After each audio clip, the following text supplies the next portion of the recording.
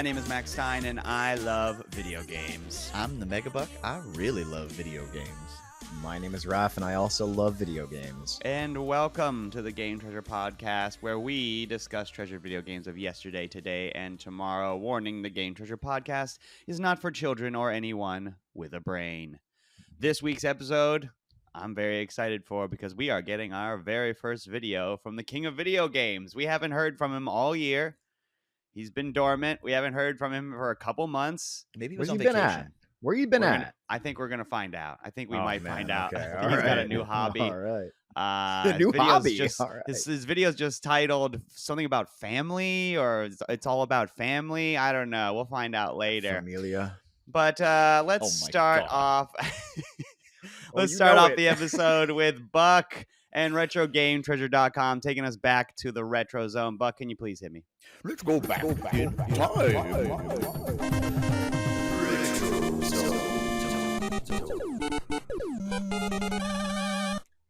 Quick. Who's your favorite video game monkey?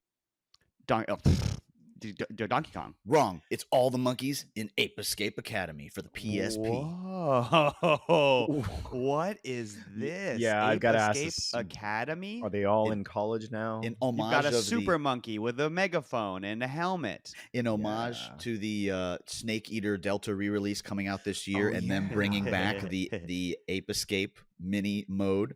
I Mhm. present to Yeah. you today Ape Escape Academy for the PSP. Ooh, go Oh, on, shit, go on. Rock and roll. If you've never seen the other Ape Escape games, like for the PS1, there were a Mhm. couple of Ape Escape games, which were mainly, let's call them hide and seek games, I guess. I would You say know, that's yeah, fair. you move That's around the fair. map, you have a net, you chase and catch all the monkeys, right? This Easter egg is a hunt. little different because now you're playing mini games with the monkeys. This I looks gotta look at this. cool. Join Spectre and his friends at the Ape Escape Academy. There's a bunch of different like character apes that Yeah. seem to be like the your sort of mentors or whatever. And they all have really funny, cool anime designs. There's a superhero guy. There's like a sexy evil lady and a kid with a crazy helmet. This is cool. Yo, this guy looks like he is Ultraman. This monkey, like Monkey Ultraman. It's great. Yeah. Well, this is kind of sort of Mario Party Ape Escape, but minus the board, right? It's just Cool. it's mini games with all of the apes in there, but on the PSP, and we don't feature the PSP enough on here. I don't think it doesn't get a lot of love True that, in true that. general. So this is almost like a WarioWare, almost Ape Escape game. My immediate question would be, what preferences do you need to have on RetroGameTreasure.com to get this very eclectic, specific play style of Ape Escape game? Very good question. We do have a genre that includes party games and strategy games, Mario Party games, board games, all those kinds of different games as well. They have their own genre that we put them in because these are a tad bit different than any Uh-huh. other. It's not an action platformer. It's not a fighting game. It's not a shmup. It's not Right. a Yeah. shooter, nothing else. And this also is an E for everyone game. And that's an important selection we have on our list that a lot of people overlook because we give you the choices. Are you okay with kids games, younger kids games, especially a lot of people that get these boxes and they have younger kids. They want one of the games in the box to be a game that their younger kid can play. Mhm. We also have an M for mature selection because if you're not okay with blood and gore and shooting and stuff, you don't select that. But then the E for everyone kind of opens up all that stuff in the middle as well. And are you Right. okay with that? Because this is like good example of lighthearted fun that's not kiddie, right? Right. That makes Yeah, sense. I wish I would have had this for the PSP. I didn't know this existed. I think I only had like some racing, like Need for Speed Underground Mm. and Castlevania, and that was it. I would have loved to have had And this has 4-player wireless multiplayer on your PSP. Yo, that's awesome. Ooh, Fancy feature. that is fun. Very Yeah.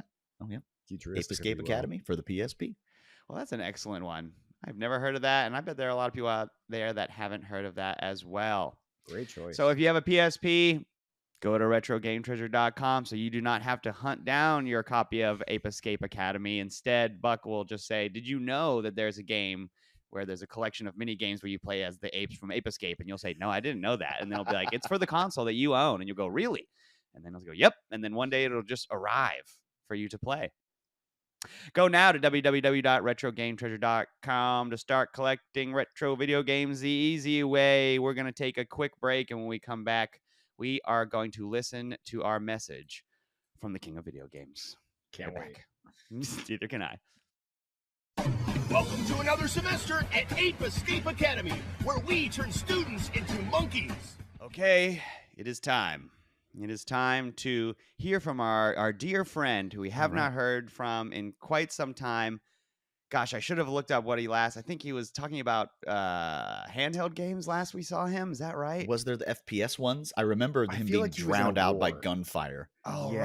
right. Yeah, that's true. That was a while ago. Yeah. Where's he's like our best character. I mean, Yeah. friend. Where has he been? Let's check out his message right now. My lords, my ladies, I now present to you the king of video games.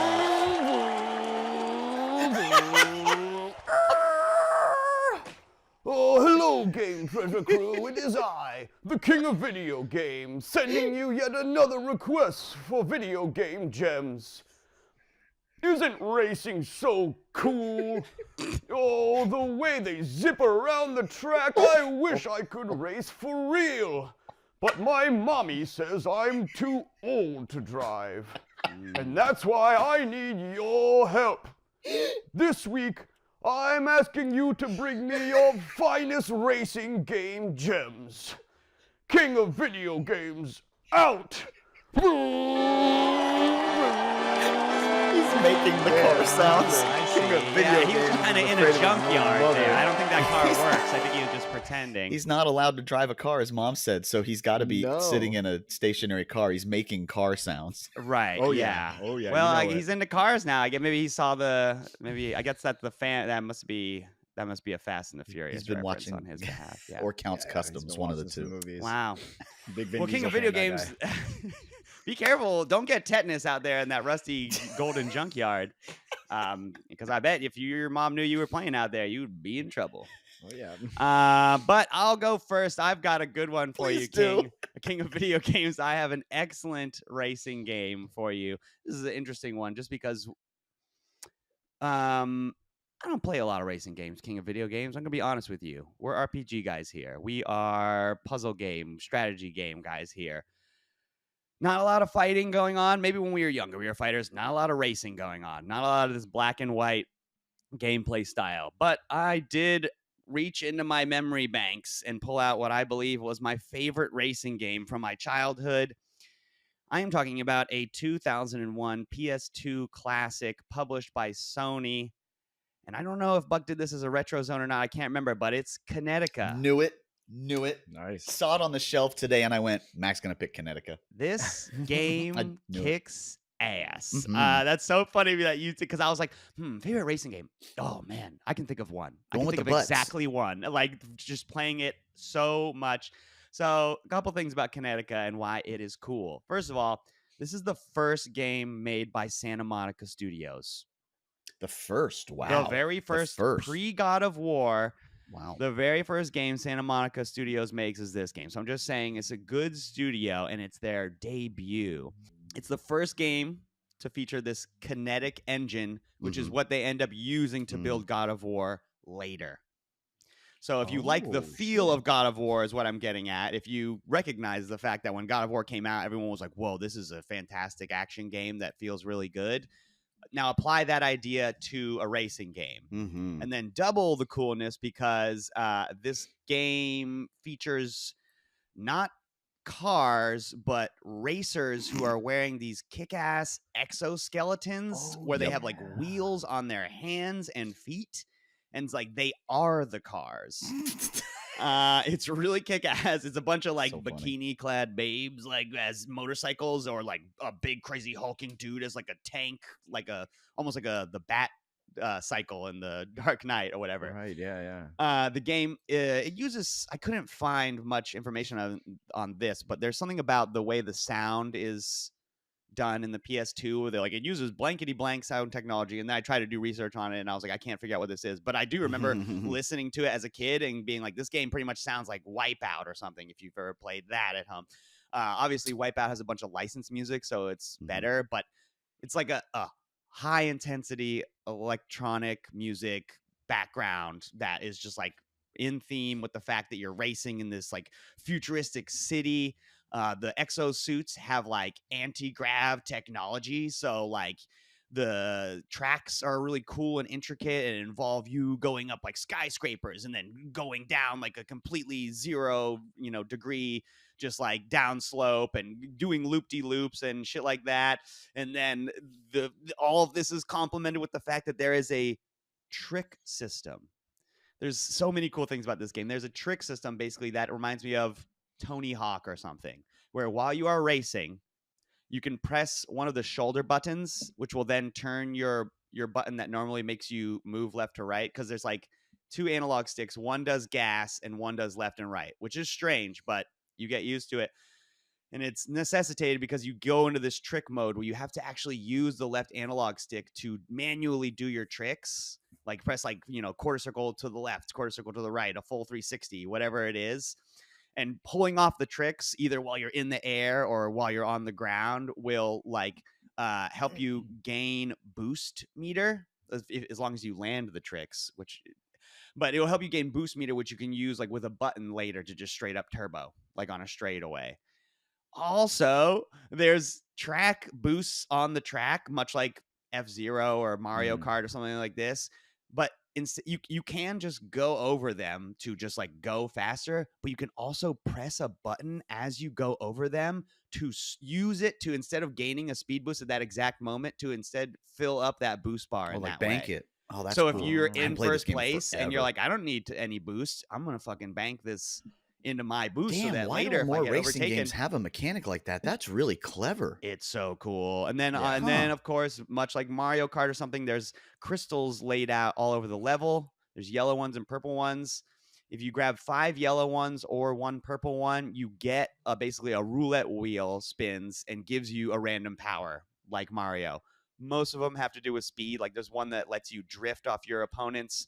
There's one that gives you infinite speed boost for a small amount of time. But there's also one that's like a shockwave attack. Mm-hmm. So if someone's doing a trick next to you or something, you can interrupt their trick and blow them up and basically slow them way down and, cause them to not get any speed boost. I don't think I'm missing any mechanics. I mean, in other words, this is a really like well-styled, good sounding video game with a bunch of extra accoutrement that make it to where it's not just racing. I'm trying to jump off things and do a crazy trick so that I can land with enough speed boost. Oh, and here comes a ramp. Should I bank it? Should I take it? Oh, I just got the attack power. Oh, I just got this.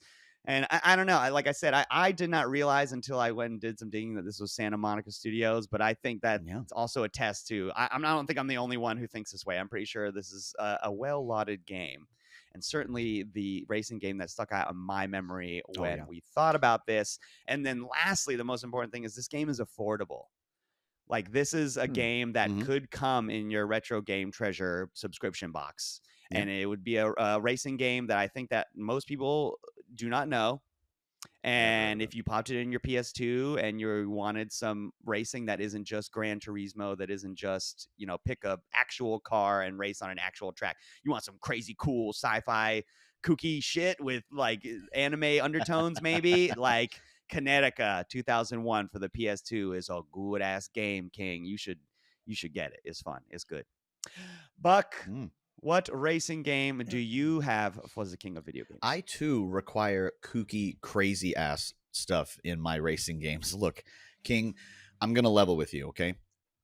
This is a parallel to my tastes in music. I don't have necessarily one genre of music that I like, even though I have some favorites. I love almost all genres of music, except country music and hardcore rap. Even 90s hip hop is totally cool with me, but electronica and dance and rock and roll and old rock and roll and new rock and roll and emo, pop punk, whatever they call it now, I love all that kind of music. Video games are the same way for me. I love puzzles. I love RPGs. I love action platformers. I love vehicle combat games. I even like some first-person shooters a little bit, though it's not as much my favorite. I don't really like racing games, King. And so they have to have a gimmick to hook me. If it's just a realistic Gran Turismo, I may have bought it back in the day, but you lost me after like number 2, and now there's like 11 of them, right?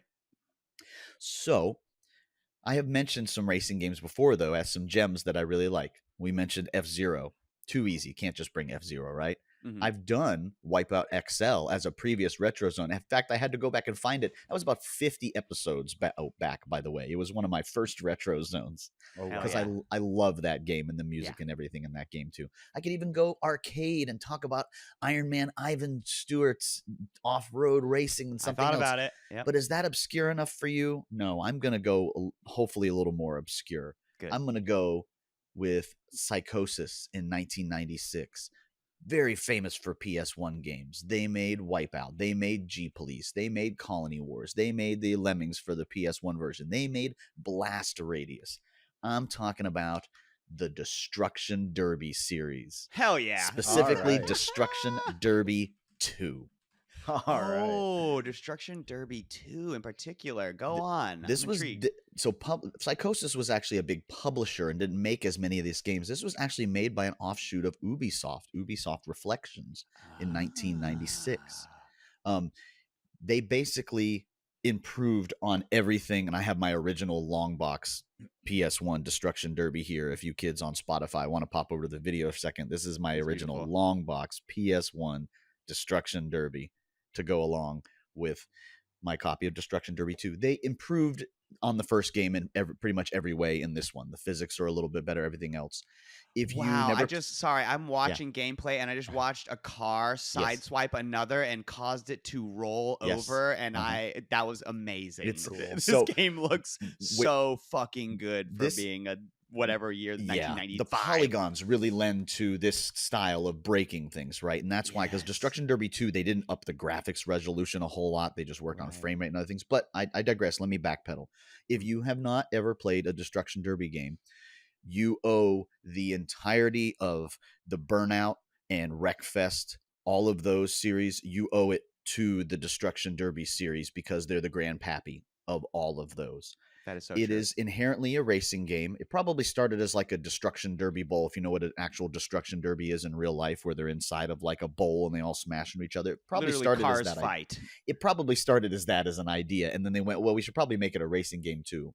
And so it's a racing game where you have a picture of your car in the bottom corner, and there's 6 or 8 little points on your car with basically a health meter, and it's telling you how that is. Important to note that when you lose corners, you lose tires or steering in those tires, and if you bash the front of your car out too much, you wreck out, and your car is out for that race. So this is like the game where you're constantly encouraged to pit maneuver your opponents. You know, that police maneuver where you like hit the back of their Yeah. car with the front of yours and make them spin around. Most importantly, what happens in races that's really cool is everybody's always trying to do that.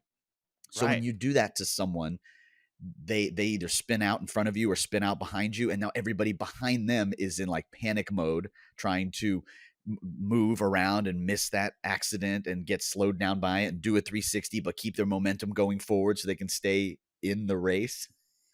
Yeah, it's like a fighting game mixed with a Right. racing game, but Yeah. you don't Yes. have moves. You're just fighting physically with the Shoving body it. of your car. Right. Just shove your car into the other guy's like at back of his car and just try to flip him over. Hell It's yeah. the ultimate intrusive thought simulator.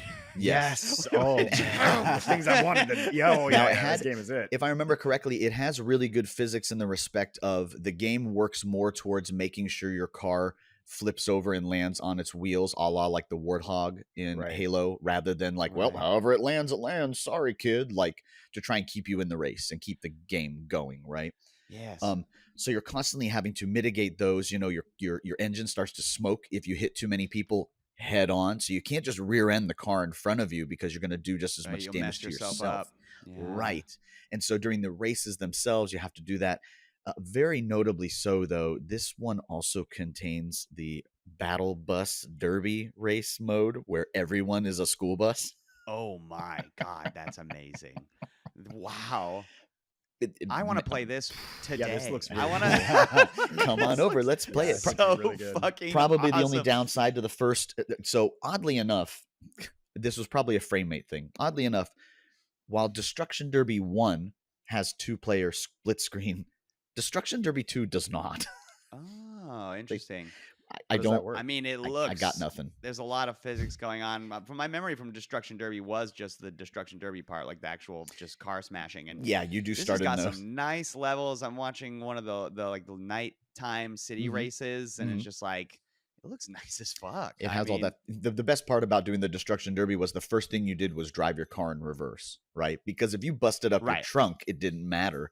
right. If you busted up your front, you'd be out just from wrecking into other people. This game could come out today if it was an indie game, and no one would bat an eye. They would be like, Not very many of this type of game anymore, right? Like, I mean, yeah, was this thinking about genre this is the other still, day. you know, like I said, Wreckfest, which was a super popular one, and the Burnout series is, you know, been Burnout's really the one popular. I think about. Yeah, Yeah. crashing cars. Like, there's not. I feel like there aren't that enough. There aren't enough. I guess there aren't enough crashing car games. you know? I would argue that the amount that there are now are just enough because Yeah, it's you not think like it's perfect. Yeah, it's not like we need more RPGs because characters True. and storytelling and fighting systems and everything else. It's like true. they're all just cars smashing into That's each I fair, other. don't know, that's man. fair. Something about the wrecking physics of this is unlike It looks- anything that there is. It's so much more arcadey. Yeah, it's very Things satisfying. wreck, like you're saying, like the polygon graphics when like cars wreck in front of you Mhm. and you see chunks of them flying into Yeah. the air, like the glass and the metal, and you drive through it, and it's just like, oh shit, like it just It's something they it's- knew yeah. very much so with even the original. They knew that the graphical style lended itself to it, right? Cars, cool as hell. especially derby and racing cars are fairly boxy. They're not really aerodynamic, so you can get away with only a handful of polygons in the car, but then the polygons start to get smashed, the polygons break away. So cool. It lended itself to it a lot. I mean, it was really fun. So like I said, you got to have a gimmick if I'm going to like a racing game, King. But if you've never played any of the Destruction Derby, in fact, even I went onto Game Rant's website and looked up, you know, best Destruction Derby / racing style games. And they gave out of top 20, including all modern games, they gave Destruction Derby 2 number 3. I believe it. Just from looking at it, I'm like, the vibe of it looks so on point. This is kick ass. King, get yourself a copy of Destruction Derby 2. Hell Vroom, yeah. vroom. Raph, what gems you got for the king? Well, so the one that I've got, I think you guys may not expect it from me. It's racing game. It's a free for all. Yeah, We have right. no Yes, idea. I think I was going to know. preface this by saying We- that, you know what, I don't do racing games, and furthermore, I want to say right now that I barely know a car from a brick with wheels. I don't know Same. cars. You know, I don't know know. cars. But the one that I'm going to bring to the table is one that was released also in 2001 and is surprisingly the most ridiculously simulation car heavy game that you will ever fucking play in your life, and that's Gran Turismo 3. I know that sounds really weird coming You brought from a me. real racing game. Okay. Gran Turismo 3 A-Spec, and it's going to be real weird, but this game, published by Sony Computer Entertainment, developed by Polyphony Digital, it's one that has this really heavy nostalgic factor for me. Also, a fun fact about this game, this is actually the best-selling PlayStation exclusive ever made. I did not know that until I looked this shit up. Yeah. So again, I'm not a racing game guy by any stretch of the imagination, but this game holds a special place in my heart because when I was younger, my oldest sister got married, moved out, something that I was very sad about because I was very close to my oldest sister. So I spent a lot of time at her house with her, you know, my new brother-in-law, and he was a big tech and car guy, and he had a PlayStation 2 that I didn't have, and he had all this cool tech and like cool sound system and all that stuff. Oh, And tech and car. Is that what you said? Yeah, I'm sorry, tech and car. Yeah, I yeah, thought technology you said tech and and car. car, and I was No, like, yes, go yes, on. yeah, the tech and car. he has He a also- tech and Fighting car? Vipers, anybody? Yeah, Fighting actually Vipers fun- with the Daytona 500 car. Yeah, Like exactly. characters. Fun fact, his house is actually where I first played Tekken 3. That's how I kind of fell in love with that game. Ooh. But Ooh, yeah. this game was one of the games that I played every fucking time that I was over there, and I would play it for hours. There's something about the vibes of this game. The graphics are really nice for a PS2 that game. was going to be my Yeah, first this comment. game is, damn, this game was looks clean as gorgeous. hell It for the looks clean as PS2. hell. What the fuck? The music is good. Dude, I can't hear She Sells Sanctuary by The Cult now without Wow. having a wave of nostalgia just wash over me. Like it just really brings me back to a Interesting. very specific period of time in my life and in the zeitgeist of the world. I don't know. Like it's just it brings me to 2001. But yeah, dude, Is this that the year game- of the release for this bad yeah, boy? yeah, this game came out in Man, Gran 2001. Turismo's come apart very far. I mean, we're not even up to Gran Turismo 5 yet, are we? Or is it We're finally at 7, out? I think. I think they're at 7 now. Yeah. No something like way, that, yeah. really? Yeah. I think 7 was the last one that came out. Oh my god. Yeah, dude, right? I never really got good at this game, but I don't know, there's something about it. It's just the chill sort of like you can go, to the point where you can go to every single car and like every tiny little detail of it, you can pick whatever parts you want for your car, and the menus all feel really nice. They have cool music. And then the races themselves are both exciting and relaxing. I'm not a big racing game guy, but I do like it when the cars go really fucking fast. I like to drive really fucking fast in video games. It feels great. But there's something about like the bright sunlight, and you have all these really beautiful blues in the sky, and like the tracks look really nice and the cars look really nice. It's very relaxing. So the vibes of this game and the gorgeous graphics, the cool music, and the very specific nostalgic place that it holds in my brain and my heart is why I, King of Video Games, am presenting you with Gran Turismo 3 A-Spec. It's like you're playing an episode of the Grand Tour or something. Yeah, like right, with all the exactly. angles and the very picturesque vistas that you are driving It is a through. very pretty game, even all the way back to Exactly. like starting at the second one. Because Right, you know, yeah. I'm trying to think of the last like racing sim type game that I played, and I guess I don't pay attention to the scenery because I can't, or it might be one of those things where there's so much information You're with the backgrounds that I hyperfixating can't on the- register yeah. any of it. It'll just be like a busy city street, and I'm just like, but with the lower res graphics, when you're just like driving through like a low poly forest Yeah, to some cool, or alternative like a music beach, or whatever. a beach on the side, or sometimes it's just a straight up racetrack.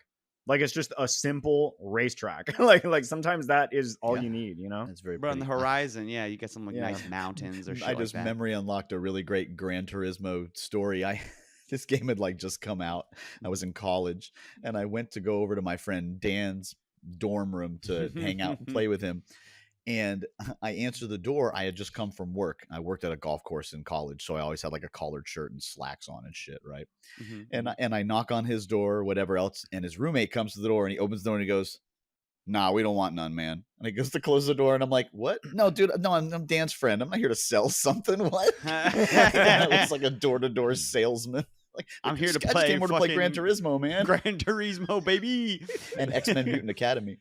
That's the exact opposite of selling you something. I want to just become a potato. Yeah, dude. Just play games in your living room. That is a fantastic one. Well, I'm sure that is another game, again, affordable. If you like racing and you like nostalgia, which everyone does like nostalgia, that's a game that you could very easily find in your box from RetroGameTreasure.com. I did also have on here on my notes, even though it's not a game that you can get, King of Video Games, but if you can find an arcade that has one of the Initial D racing cabinets, Ooh, they're everywhere in now it. because they still make them. yeah, they're up to like version 8 now or something. Who Like knows? they've done so many. The ones now have gearboxes Mm-hmm. in them, King, Yeah. where this first feel it. through everything with reverse and everything, and you can do it in first person mode, and there'll be 2 cabinets that are connected to each other, so you can race the guy next to you, and there's speakers in it, and it blasts fucking Eurobeat music into your Yo, ears, I'm so and you're glad he- fucking shifting, and you're downshifting, and you're e-braking, and you're doing the zigzagging Japanese Yeah. mountain roads. Like, I think it's... I don't think I talked about it in my arcade gems episode. I don't remember what I talked about, but I should have mentioned the Initial D Racer, because whenever we go to the Gods, or not Gods and Monsters, what's the arcade Monsters Arcade here in Monsters. We did it. Orlando, that Yeah. is I'm spending most of my time on that, baby. Yeah. And if you haven't been to a convention in a long time, like every convention hires one of those companies now that brings a bunch of arcade games. They always have like an Initial D and a Max Tune game. Those have been out for so long. I was at one of the Arcade Monsters with my son and his friend was like, "I like racing games. Oh, race me." I'm like, "You want to race me in Initial D?" He's like, "Yeah, I'll kick your butt." He picked a No, you mountain won't. trail, the one where you're constantly drifting, you're constantly doing S. I smoked him by like 30 seconds. It feels so Damn, good. yo. It feels so good. Kid. Try was like, me. there's something you got the back of my hair, like of my neck, standing out when you said you think you can beat me. Because that's whenever we go, the boys suit up. It's like, who's first? Let's fucking Yeah. go, and then we're just all about that shit. It's so good. Show me your maximum tune card, or you got no cred. Oh my god, it's so good. Okay, well, that is it. That is it, King. I hope that you can get your hands on some of those racing games and you know, feel the wind whipping through your digital hair because your No, mom drive won't a let you. bus. Drive a school bus instead. Yeah. But that's all we have for you, sir. We're gonna take a quick break, and then we come back. We're gonna get to our what else you got. We'll be right back.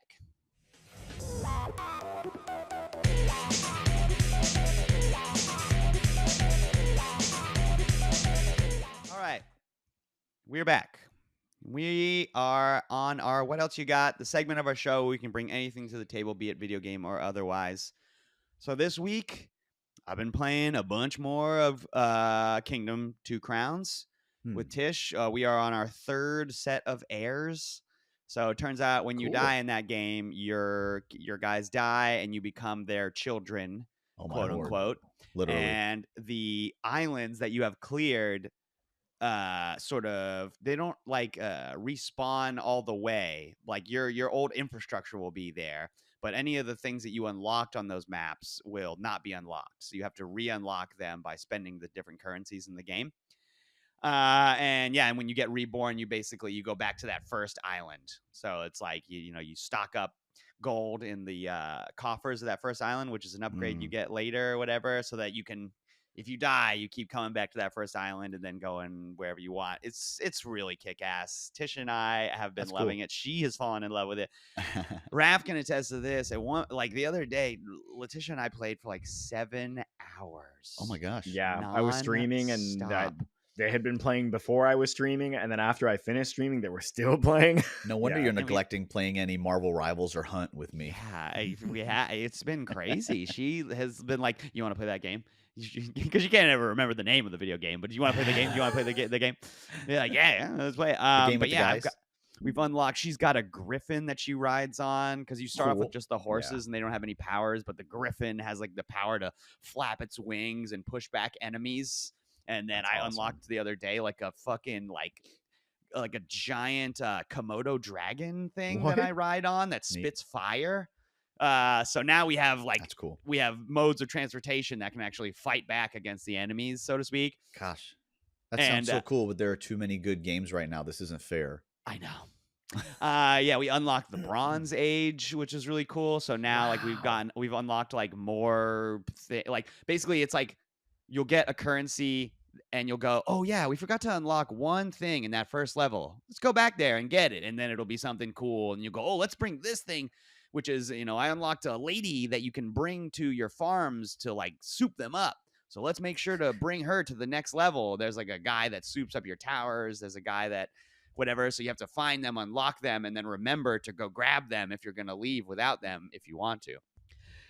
I'm trying to think. I don't think I know how many islands there are because I think you can't scroll to them if you haven't unlocked them. Yeah, I think you've got to explore the map, right? That's Yeah, cool. but we're on the third one. And we're about to beat it. But also, I dipped my toe into Avowed, Obsidian's new entry. So how could you do those two games at once? How could you do that? Well, I literally just started Avowed. I just wanted to, it's on Game Pass because this is an Obsidian game. Obsidian is owned by Xbox, I believe. So they're like, boom, this is the day one Game Passer. So, Avowed. I didn't know anything about it other than it is a first-person action adventure RPG, a la maybe Skyrim or something like that. That's what it looks like. Yeah, it looks like new Skyrim. Yeah. But then I jumped into it, and I think it's a little different. So, Buck, have you ever played Outer Worlds? Not Outer Wilds. Yeah. Which still gets me, but I know. No. So Outer Worlds is that the other Obsidian one, right? That is also Obsidian. Yep. And I had forgotten that. And so Outer Worlds, when I played that, to me felt like Walmart branded Fallout in space, right? It was doing the same sort of game. It's an open world RPG first-person shooter thingy, but instead of having the charm and intelligence of Fallout, it was just a little clunky. It was a little the writing's not as good. We have This and that- Fallout at home. Right. I do. I should also mention that Obsidian, I believe, according to what I found, also worked on Fallout New Vegas. Yes, They did. Fallout correct. that I is haven't correct. played. Ooh, But I hear oh, is like that's one my of the best favorite one. ones. But I also hear Yeah. it's one of the less actiony ones. Yeah, it's the It's more a little RPG bit more. one. People laud it for its story, for its characters, for the Sure. interactions and things like this. So I was It's just the like, most oh, RPG okay, so one, yeah. yeah, I don't know what to think about this Avowed game. Let's get into it. And so I haven't gotten to any of the role-playing aspects per se. I've really only made my character and gone through like this introductory area that tells you how the controls work, basically. But I did find a couple things interesting. Number one is that at the beginning of the game, you pick like a background, not a class. Mm-hmm. And so the background is more like if you ever played Dungeons and Dragons, you know the difference between a background and a class. Right. So yeah, so you pick a background and that determines your base stats, but then you can alter those also. But it also determines different dialogue options that might become available to you, kind of like Baldur's Gate. The difference being, though, in Baldur's Gate, when there are moments when you have a dialogue option that might rely on a skill that you have, like lying or being strong or constitution, right? You can still fail those sometimes if you roll a 1, right? It's just like that's an auto fail, period. Or sometimes you can roll a 20 and have Asterion do an amazing feat of strength that you're just like, okay, well, that's just silly. So this game sort of splits the difference by making it just like those dialogue options, those things only become available if you have the stats to do them. So it's just like when you go and you start the game, it's just like there's a guy and you and a guy land like on a shipwreck or whatever, and you go to talk to him, and then he basically just says like, what happened? And then it shows you all of the options that you could pick, and like some of them don't require stats at all, but like I picked a warrior guy and he had high strength and high constitution, so I was given the option to say like it's take more than a shipwreck to fuck me up. But I didn't have to roll to say it, you know what I mean? And it wasn't just because I was a warrior, it was because I had that level of constitution. I don't know. It was a different approach to stuff that I see in Mass Effect. I was Stuff going to that say, I isn't see in that very basically- similar to how Mass Effect Yeah. does it? I don't know if Mass Effect used, because are there stats in Mass Effect? I think yeah. in Mass Effect, it's mostly just a good and evil thing. There is the Paragon and point. Renegade thing. So yeah, that's that is true, just yeah. so sort of black and white. It's just like Right. if you're evil enough, you can say this. If you're good enough, you can say this. In Baldur's True. Gate, if you are a gnome, you can say this. If you are a warlock, you can say that. If you want to try to lift the car off, you can. If you have enough strength, you'll probably pull it off, but you can also not. In this game, it just says, look, if you are strong enough, you can pull the car off. You do not need to roll for it. If you aren't, it's not even an option for you. But Makes you'll sense. get an option that's just more geared towards you. So I don't know. It was cool. It made it to where there was no luck involved regarding like, I don't know. If you ever played D&D and you're a warrior and you're like, I want to break this door. And it's just like, oh, that's something that your character should be able to do. No problem. Just go ahead and roll for me. You rolled a 1. And then the DM has to be like, there was a banana peel on the ground that you slipped on. And it's just like, that's stupid. That's dumb. Just if Just I'm kill him already. a warrior, Man just up. fucking, just give me the Yeah. ability to do warrior shit. Right. So yeah, I've so far, like I said, I haven't gone into any like big choices. Just navigating this island, picking up a spear and a shield. The combat feels pretty good. You know, I didn't necessarily like the combat in Outer Worlds, but I don't know, the melee combat of this feels good. The world is really colorful, just like Outer Worlds was, and so I'm going to play for a little bit longer. Like I said, I've only played for like 45 minutes, so that's not enough to justify any opinions. But hopefully next week I'll be able to get it a little bit more playtime and speak a little bit more on the RPG aspects of Obsidian's new open world RPG, Avowed. Mm-hmm. Buck, Ooh. what have you got for us this week? Well, I won't talk about Pirate Yakuza because that's what we're going to do in next week's episode. That's right. And I won't talk about Monster Hunter Wilds, even though that'll probably be like the episode after that. That's or right. two. Oh yeah. Instead, I too like D&D, so roll that beautiful bean footage I sent you there, Mac. Mm-hmm. How would you like to Oh. watch me set up my Dungeons & Dragons Pro in 1 minute? pop over to video if you got Spotify video Oh, going on what there. is that? I did a time lapse Oh. of setting up my brand new Dungeons and Dragons pinball machine the other day. You got little Megabuck there. Yeah, he had to help me hold it up on the side where I put the rear legs up there. But Oh, whole process takes about, half hour, give or take. Got to put all those on. Got to take some padding off the playfield, off the dragon. Got to move. I have a pinball dolly. I've hurt my back enough times that I just have a specific dolly for pinball machines. Oh, no. Get it up there, update it on the code, Damn. put it on the network, wait forever for that. Of course, there's a code update, just like new video games. And then you finally have pinball. Ooh-wee. Look at that Aw, dude, gelatinous that's cube. So cool. So check this out, right? This is Mhm. so they've been working on. If you guys don't play pinball because you say, if you're ignorant, like our video game music episode, and you say pinball, let's just ding ding ding and smash the ball around. Pinball hasn't been that for over a decade now. There's so much tech in this, and internet connectivity and online accounts that track achievements and your scores and lifetime things you've done. So they've been working towards this with a lot of other games, and I'm so glad that D&D is the one that they finally got to implement a bunch of stuff. So check this out. You scan your little code on your phone. It goes to the cloud and it finds your account, and it gives you access to some characters. It gives you access to a paladin, a rogue, a dwarf Fuck. voiced by Gerard Way, the That's paladin, right. Dragonborn's voiced by Kevin Smith, and a high elf wizard. So you pick one of those 4 characters. There's actually even more characters you can unlock if you beat the campaign, but more on that in a second. Whoa. So you pick a character, and as you're playing the game and doing things, you're unlocking and upgrading items for the character, just like D&D. You get to go to Cool. Fismo's shop, and you can buy like +1 armor, things like that, and all the stats help you on things in the game, whether it's higher scoring for things or protecting, saving your ball when it would drain because you have a special piece of equipment equipped on you.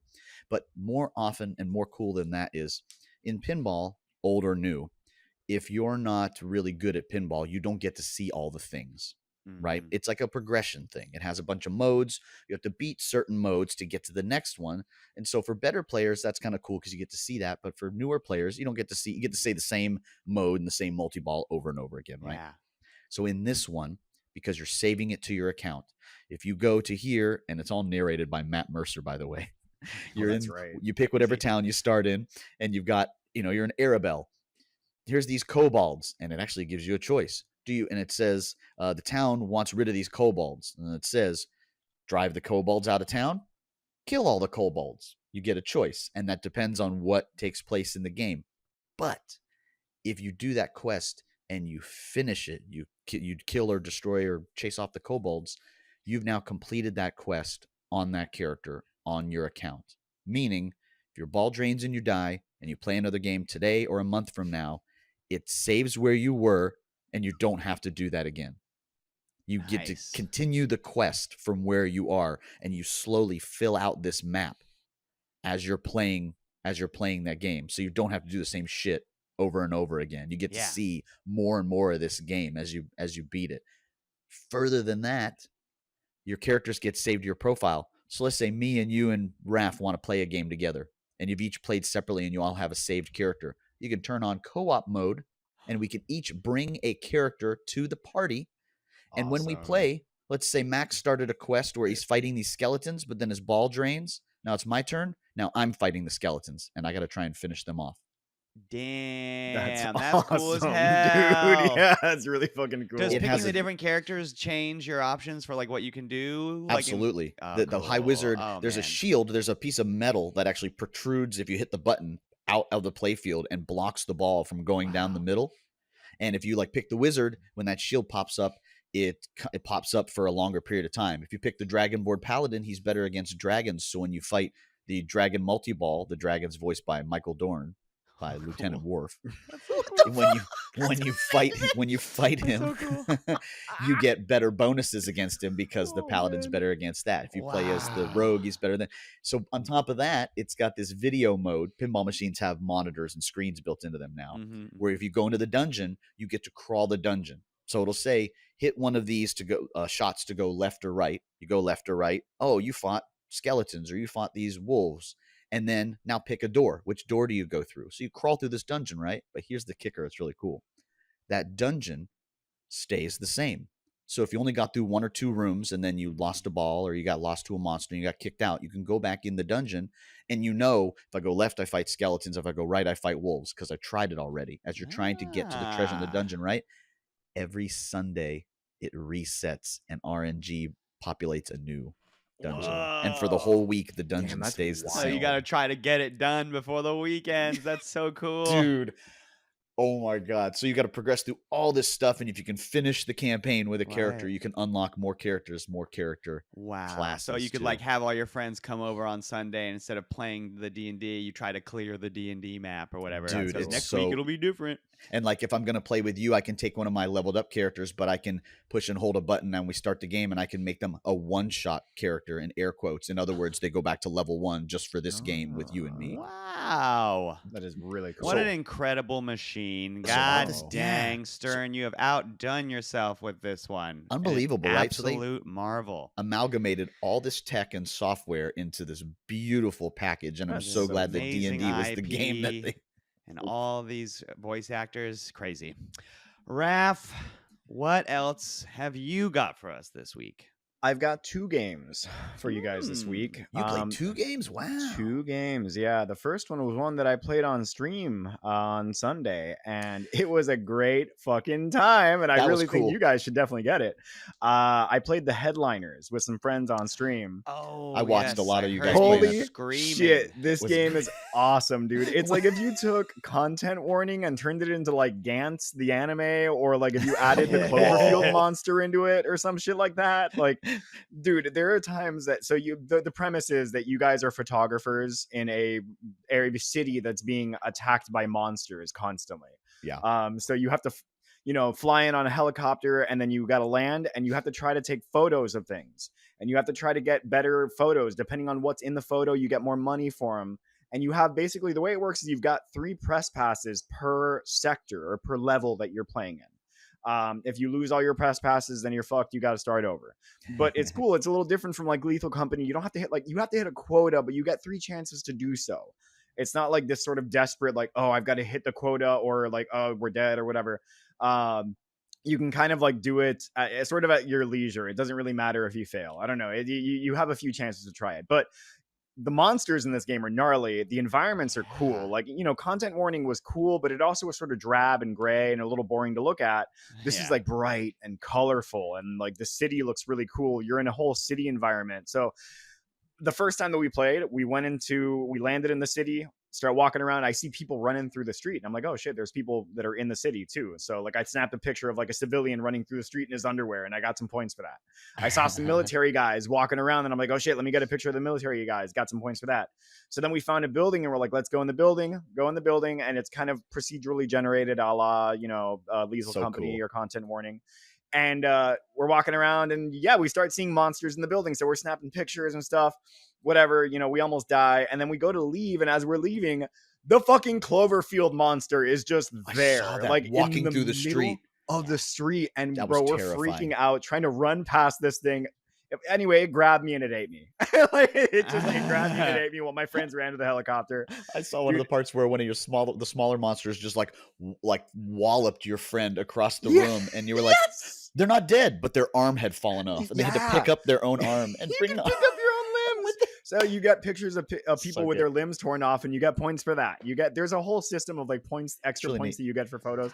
This game is only $7.99, guys. Oh, Like I that's highly great. recommend Okay. you get it. That's fair. Yeah. I'm probably gonna play this on stream again next week. So if anybody wants to join me for that, you guys It's can. so funny, Mac, is this is, again, we made this joke with Lethal Company and we made this joke with Content Warning. This is like, we did this as kids, right? We had a handy cam and we just filmed ourselves doing dumb shit. I guess a Right. lot of people did, and they just only shared it with their siblings and families, so I didn't know Right. that. But it The seems like a still lot of people. photography aspect of this is a little bit different. Sure. It I is, kind of yeah. like that. They can It's always add interesting. video later, but what I was going to say was I love how quickly this easy to make genre has like evolved because it's so much fun.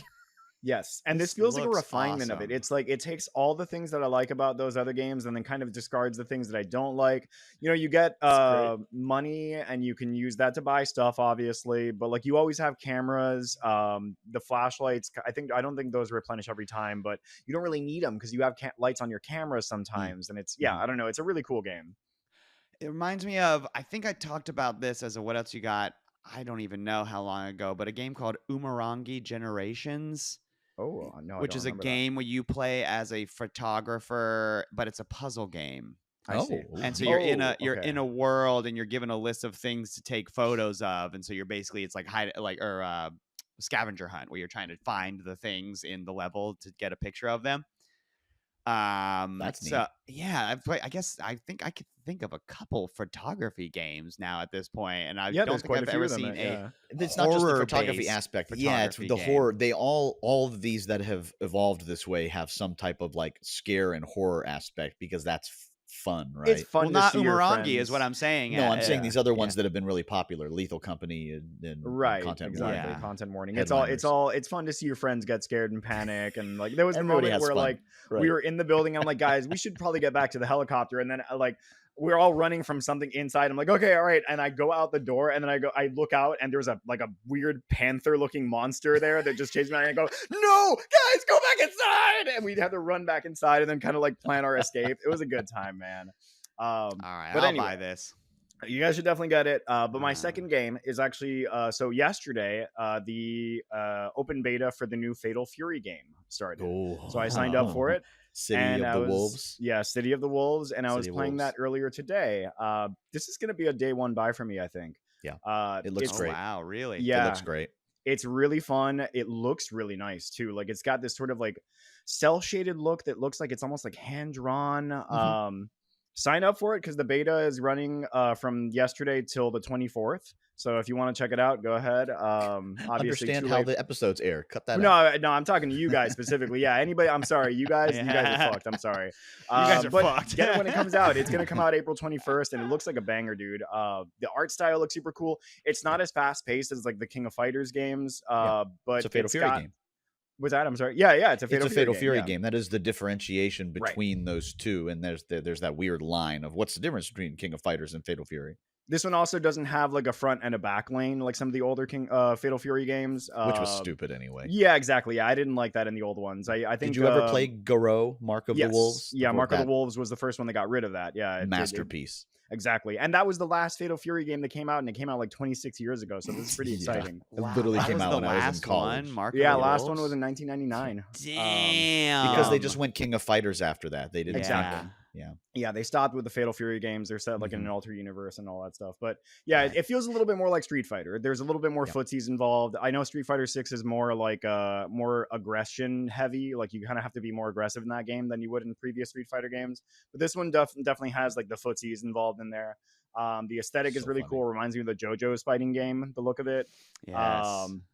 Yeah, the beta doesn't have any single player content right now, so there's no training mode. So I just kind of had to raw dog the ranked matches and just pray for a the guy best. who's never played a Fatal Fury Yeah, game. yeah. Really? No, I mean I That's played funny. Guru. I played Guru Mark of the Wolves, but I generally play it. So now I'm like I've been playing as Terry in Street Fighter recently, and so like I kind of am used to playing Hell as yeah. Terry now. So I played as Terry here, and I was like, all right, this is it's not that different. It's not that Yeah. different from Terry and King of Fighters Got either. some I also play as him Neat in that. character choices in there. Rock Howard's in it. Yeah, Rock Got some Howard's in neat- it. There's Mai's only in 8 it, characters and, in like this beta. There's only 8 Right. characters. so- Yeah, only a few. Yeah, but damn, dude, it looks really good. I'm really excited to keep exploring the beta. I'm probably gonna fuck around with it a little bit more, like tomorrow, later on today. But when the game comes out, I'm gonna sink my teeth into it because it looks fun. Wow. I did not expect that to be the thing you would bring. That's cool. Yeah. All right. Well, then, hey, with that does it for today's episode. Thank you guys so much for watching or listening. Make sure to like and subscribe if you've gone this far and haven't done so. If you are just listening to this on your podcast app, don't forget that you can always take that phone out of your pocket and watch it. This is a video podcast, or you can go over to YouTube and subscribe there, because not only will you see our shorts in your short feed while you're on the toilet scrolling, you'll be made awares whenever we do our live streams. We are on Twitch as well. Those, by the way, we are going to have some movement. I'm not going to be able to do Thursdays anymore, and then Wednesdays, Caitlin is unavailable, so I think I'm going to move my streaming days to Fridays and Saturdays. Cool. We shall see. Then he's back to doing Mondays and Wednesdays, so check Yeah. him out as well too. And We've then been Raph playing still does all his kinds of stuff. Sundays. We'll be playing can- mostly Monster Hunter Wilds for the next month or Nice. so. You can reach out to us via email with any questions, comments, or games you want us to play at GameTreasurePodcast@gmail.com. Head on over to our merch store at the Game Treasure at the-GameTreasurePodcast.printify. It's in our link tree. Yeah. Where you can get an amazing shirt like this. So let me show you if you're Oh just my watching. gosh, his shirt came in. He's Oh, wearing the the shirt. hosts. Hell yeah. We have the hosts. Look at that Ninja Turtle Choose your style. host.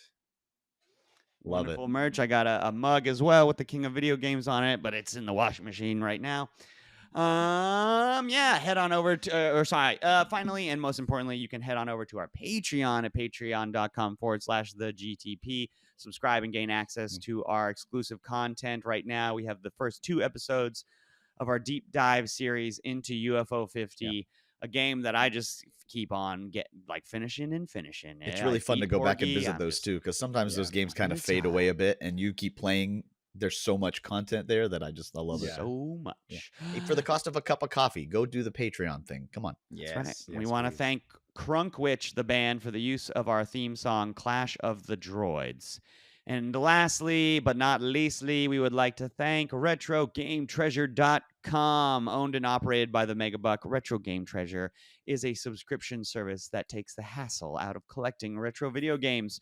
No more hunting, no more guessing, and no more wasted time. Instead, Retro Game Treasure subscribers select from a wide range of consoles and genres to collect for, and then those games come to you every month. RetroGameTreasure.com even keeps track of the games in your collection, not just the games they've given you. Any games you've already got, they will register. And that way you never get a repeat game in your box. Also, if you want to start collecting a new console, Retro Game Treasure is one of the easiest ways to do that, because you can head on over to their console shop where you can get great deals on new and refurbished equipment that you can instantly go over to your collection page and start collecting games for in the same exact day. In the same minute, you could probably get this done, depending on your DPI on your mouse. So start collecting games the easy way today with RetroGameTreasure.com. Until next week, my name is Max Stein, and I love the Game Treasure Podcast. It's so bad. It's so bad.